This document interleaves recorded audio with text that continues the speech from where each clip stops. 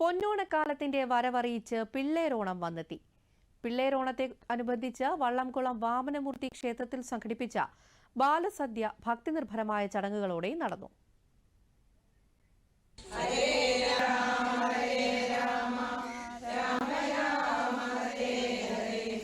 ദുരിതകാലത്തെ ദൂരെയകറ്റി സമ്പൽ സമൃദ്ധിയുടെയും സന്തോഷത്തിന്റെയും പൊന്നോണ നാളുകളുടെ വരവറിയിച്ച് പിള്ളേരോണം വന്നെത്തി.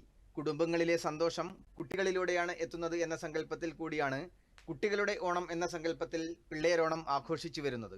പത്തനംതിട്ട തിരുവല്ല വള്ളംകുളത്ത് സ്ഥിതി ചെയ്യുന്ന തിരുവാമനപുരം തിരുവാമനമൂർത്തി ക്ഷേത്രത്തിൽ കർക്കടക മാസത്തിലെ തിരുവോണ ദിനമായ പിള്ളേരോണ നാളിൽ ബാലകർക്കായി ഓണസദ്യ സംഘടിപ്പിച്ചു.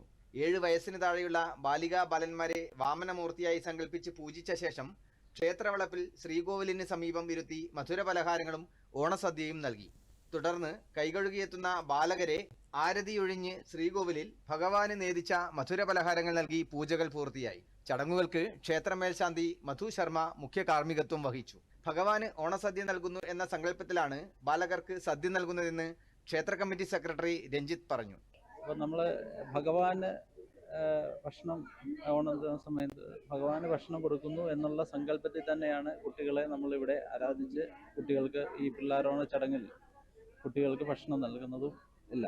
അതെ, ഇതിൻ്റെ അകത്ത് നമ്മൾ ഉൾക്കൊള്ളിച്ചിരിക്കുന്നത് 7 വയസ്സിൽ താഴെയുള്ള കുട്ടികളെയാണ്. അത് ഭഗവാന്റെ എല്ലാ ചൈതന്യവും ഉൾക്കൊണ്ട് നിൽക്കുന്ന ആ ഭാവം, ആ സമയമാണ് നമ്മൾ ഇതിനു വേണ്ടിയിട്ട് ഈ കുട്ടികൾ നിഷ്കളങ്ക ഭാവമായ ആ ഒരു സമയമാണ് കുട്ടികളെ നമ്മൾ ഇതിന് വേണ്ടിയിട്ട് ഉൾക്കൊള്ളിക്കുന്നത്. ഇക്കാലത്തിൽ ഈ പിള്ളാരോണ ചടങ്ങുകൾ ഇല്ലായ്മയായിക്കൊണ്ടിരിക്കുന്ന സമയത്ത് ഇത്തരം ചടങ്ങുകൾക്ക് വളരെയധികം പ്രാധാന്യം നമ്മൾ ഇതിന് വേണ്ടിയിട്ട് കൊടുക്കുന്നു. ഇവിടെ മാതൃസമിതി അമ്മമാരും ഒക്കെ അവർ വ്രതം നോറ്റ് ഭക്ഷണം തയ്യാറാക്കി ഭഗവാൻ വന്ന് ഈ കുട്ടികളിൽ വന്ന് ഭക്ഷണം കഴിക്കുന്നു എന്നുള്ള ഒരു വിശ്വാസം നമുക്കിവിടെ ഉണ്ട്.